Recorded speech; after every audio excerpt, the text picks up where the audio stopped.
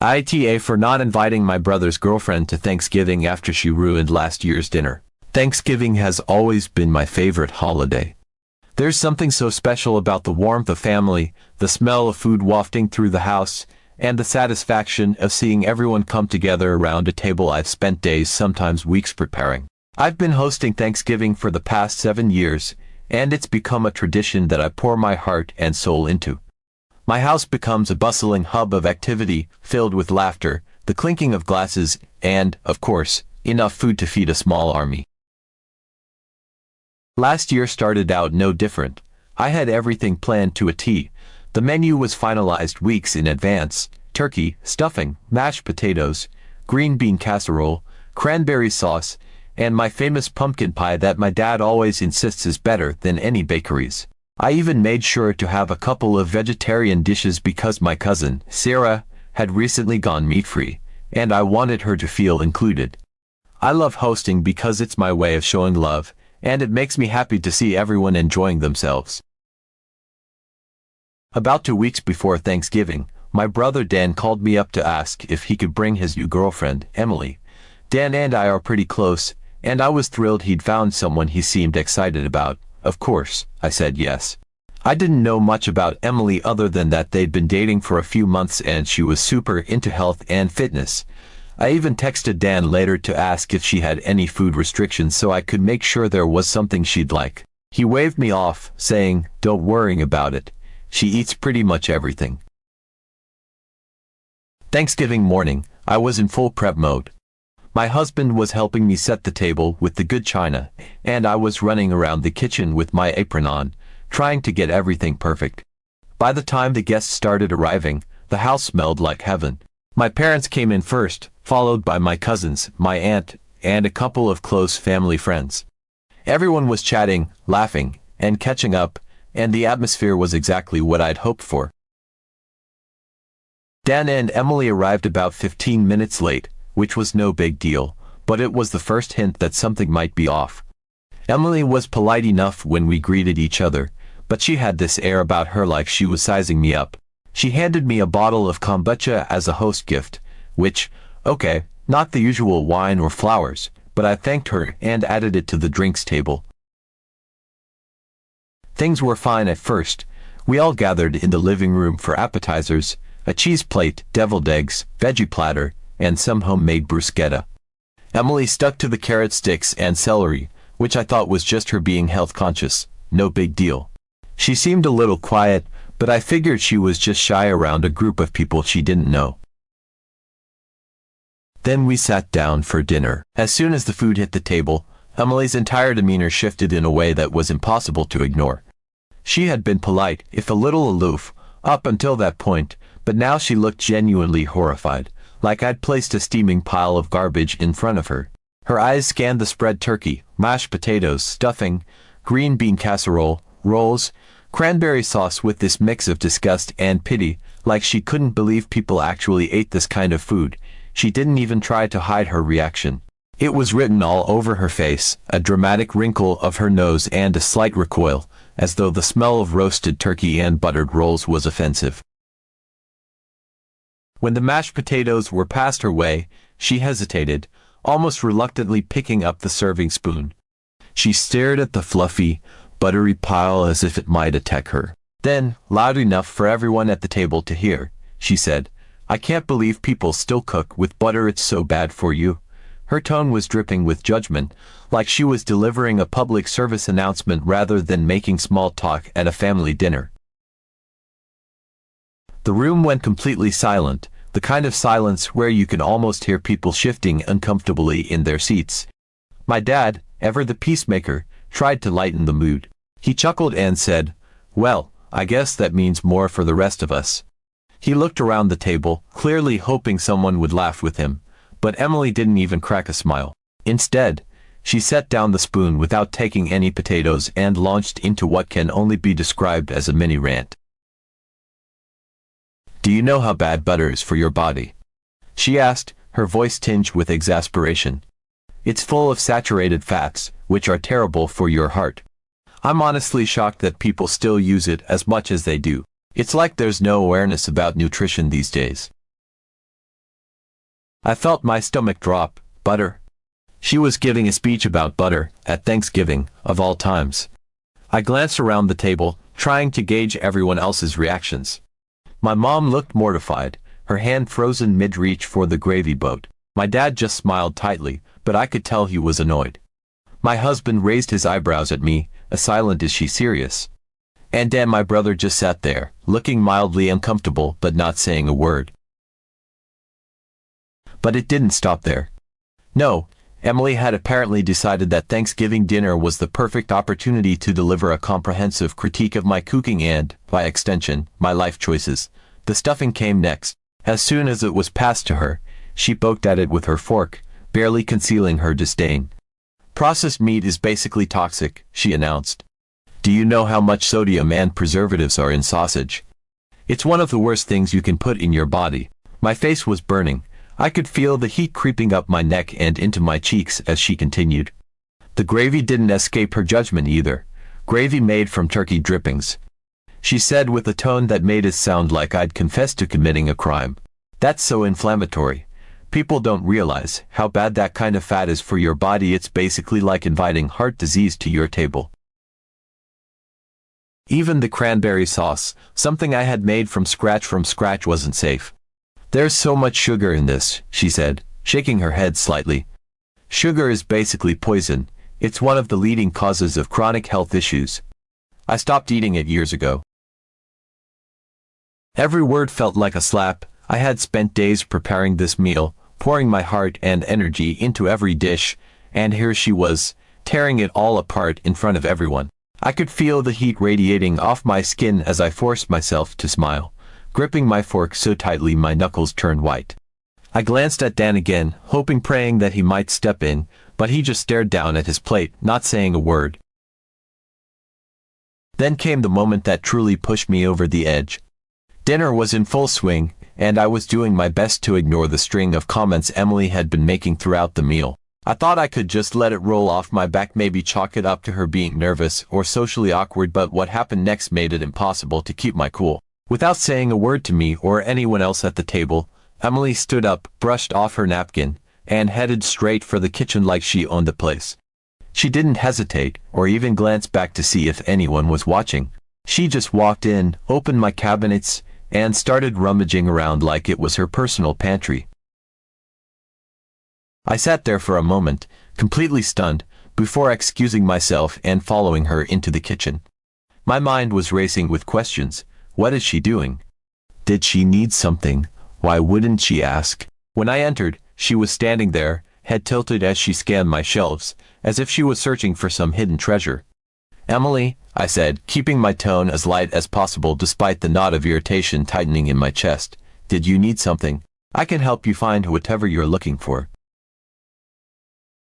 She turned around, completely unfazed, holding a small stack of Tupperware containers she had brought with her.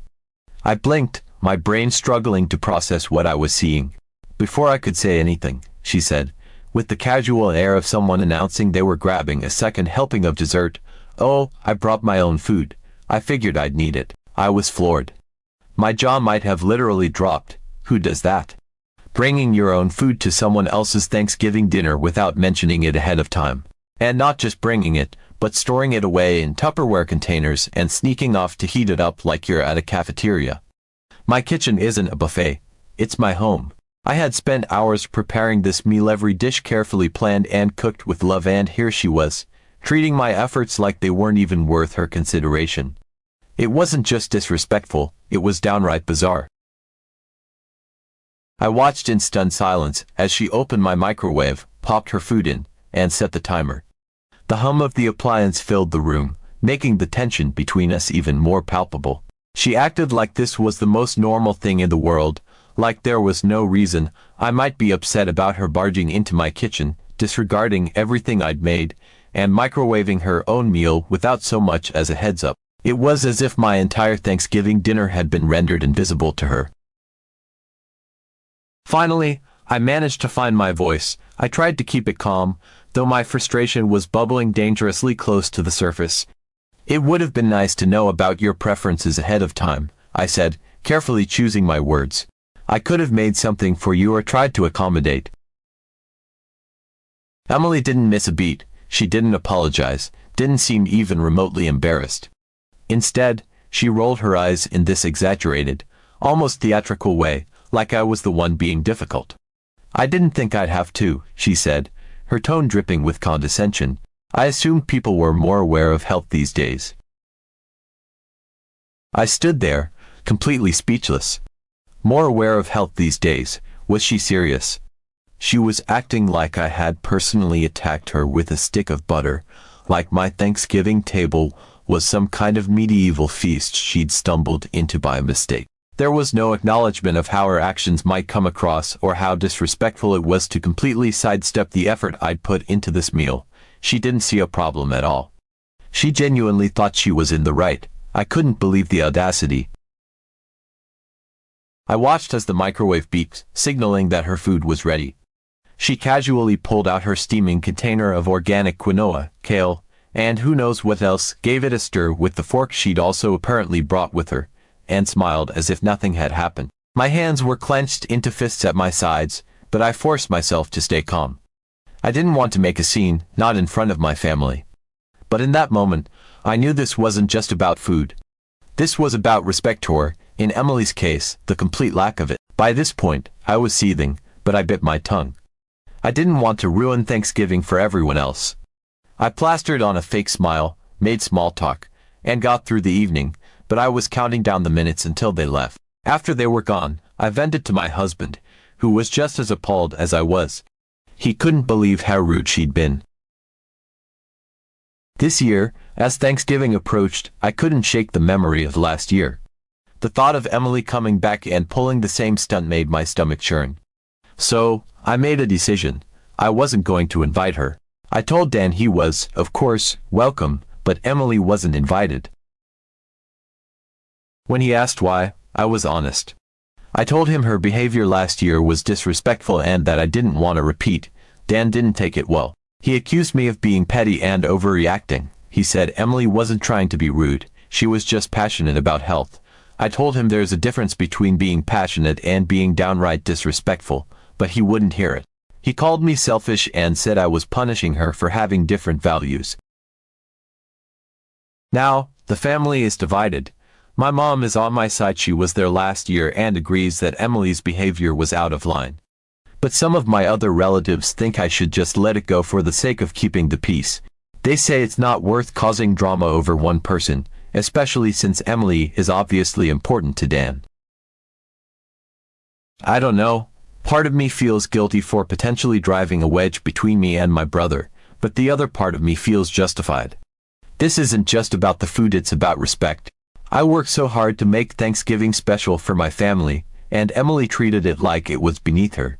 So, Reddit, am I the asshole for not inviting her? Or am I within my rights to set boundaries in my own home? Update 1. Thanksgiving was quickly approaching, and despite the stress of hosting, I had everything under control, or so I thought. The memory of last year's disaster with Emily still lingered in the back of my mind, but I was determined not to let it ruin this year's holiday. I'd made my decision clear. Emily wasn't invited. Dan was welcome, of course, but I wasn't willing to deal with the drama, disrespect, and sheer audacity she had brought to my table the previous year. The menu was finalized, the guest list was set, and I had already started prepping some of the dishes ahead of time. I was feeling good, even excited, about the day. Then, about a week before Thanksgiving, I got a text from Dan. The message popped up on my phone while I was in the middle of marinating the turkey, and at first, I smiled. Dan and I don't text often, so I figured it was something casual. Maybe him asking what time to show up or if he should bring anything. But when I opened the message, my heart sank. It read, "Got a surprise for you. Emily said she's coming to Thanksgiving this year. She's really excited, so I hope you are too." I stood there in my kitchen, completely dumbfounded. My phone sat in my hand as my mind raced. What, was he joking? There was no way he could be serious. I had explicitly told him that Emily wasn't invited this year. I had been clear, honest, and upfront about my reasons. There was no room for misunderstanding. Yet here he was, not only ignoring my boundary but acting like it was some kind of exciting news. I reread the message, hoping I'd misunderstood, but no, he was serious. Emily had decided she was coming to my Thanksgiving dinner, without an invitation, and Dan seemed thrilled about it. My stomach churned with a mix of disbelief and anger. I put down my phone, wiped my hands on a towel, and took a deep breath, trying to calm the wave of frustration washing over me. But no matter how much I tried to rationalize it, I couldn't wrap my head around it. What kind of person invites themselves to a holiday dinner, especially after being told they weren't welcome? And Dan, my own brother, was enabling her. I thought about calling him immediately, but I knew I needed to collect my thoughts first. After all, I didn't want this to turn into an all-out fight. But the more I thought about it, the angrier I became. It wasn't just about Emily anymore. It was about Dawn's complete disregard for my feelings and the effort I put into hosting. Did he really think it was okay to spring this on me a week before Thanksgiving? Did he really think I'd just roll over and let Emily waltz in like nothing had happened? A few hours later, when I finally felt calm enough to respond, I texted him back. I reminded him, as politely as I could, that Emily wasn't invited. I told him I'd already explained why and that my decision hadn't changed. For a brief moment, I felt a sense of relief, like I'd handled the situation maturely and everything would be fine. But then his reply came, and it was like throwing gasoline on a fire. He said Emily wanted to come because she felt bad about last year and wanted to make things right. He said I should be glad she wanted to come, that it was a good thing, because the more, the merrier. He even went so far as to suggest that it wasn't a big deal and that I was blowing the whole thing out of proportion. He kept insisting that I should let her come because she was his girlfriend and it meant a lot to her. I was livid. I could feel my blood boiling as I stared at my phone, trying to find the right words to respond. He made it sound like I was the unreasonable one, like I was the one causing drama, when in reality, all I'd done was set a boundary in my own home. And the idea that Emily was somehow doing me a favor by gracing us with her presence, it was infuriating. The nerve of Dan to frame this as a positive thing, as if Emily deciding to show up uninvited was some kind of magnanimous gesture, completely floored me. It wasn't about forgiveness or making amends, it was about control. Emily wasn't coming because she felt bad, she was coming because she didn't respect me or my rules. And Dan, whether he realized it or not, was enabling her behavior by refusing to see how out of line it was. What frustrated me the most was his refusal to acknowledge my perspective. He kept brushing it off, saying things like, "It's not a big deal, and you're making this into something it doesn't need to be," but it was a big deal. Hosting Thanksgiving is no small task. It takes time, effort, and money to pull it off, and the last thing I needed was the added stress of dealing with Emily's antics. The thought of her coming in, criticizing my food, and bringing her own Tupperware again made my skin crawl. And yet, Dan didn't seem to care. He acted like I was being dramatic, like I should just get over it for the sake of keeping the peace. But why was it always me who had to bend? Why was it always me who had to accommodate everyone else, even when they blatantly disrespected me? It felt like Dan was asking me to sacrifice my own boundaries and comfort just to make Emily happy. And the worst part, he didn't even seem to see how unfair that was. As the days went on, my frustration only grew. Every time I thought about Emily walking through my door on Thanksgiving, uninvited and unapologetic, I felt a wave of anxiety and anger. I knew I had to put my foot down, but I also knew it wasn't going to be easy. Dan clearly wasn't going to back down, and I was starting to feel like I was fighting a losing battle.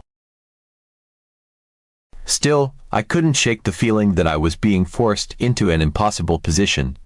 If I let Emily come, I'd be compromising my own boundaries and setting a precedent that her behavior was acceptable. But if I stood my ground, I risked creating a rift with my brother and potentially causing drama at the dinner table.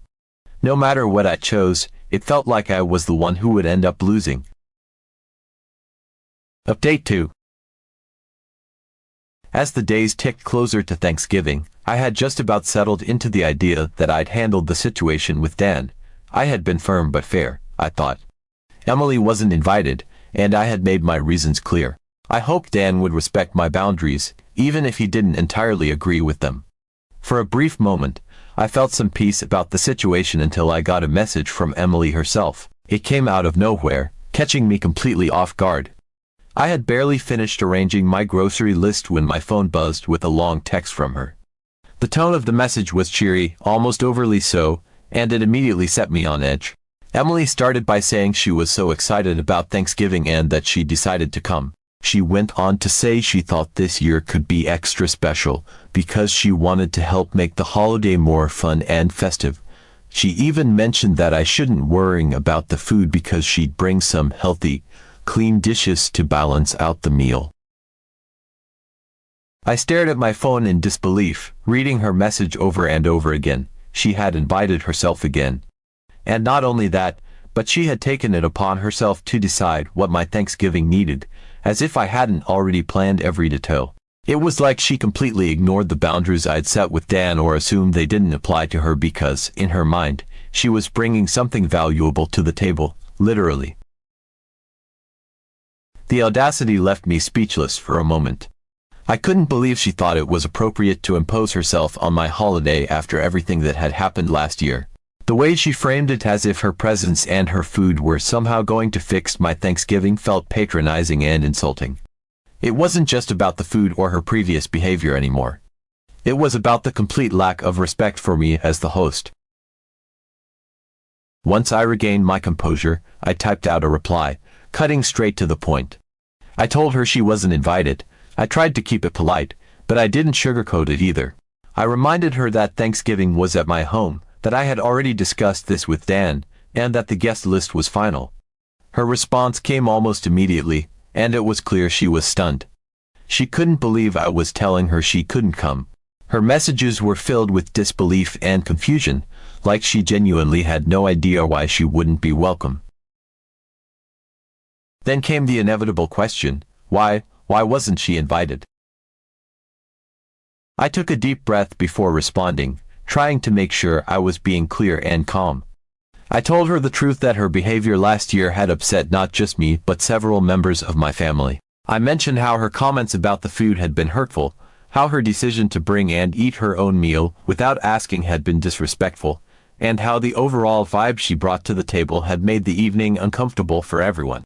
I didn't attack her personally, but I made it clear that her actions had consequences. Emily's response was defensive, almost predictably so. She wrote back, saying she had only been trying to help and that I simply didn't understand anything about healthy eating. She insisted that the food she brought last year was superior to the unhealthy dishes I had made and seemed genuinely baffled that I would view her actions as rude.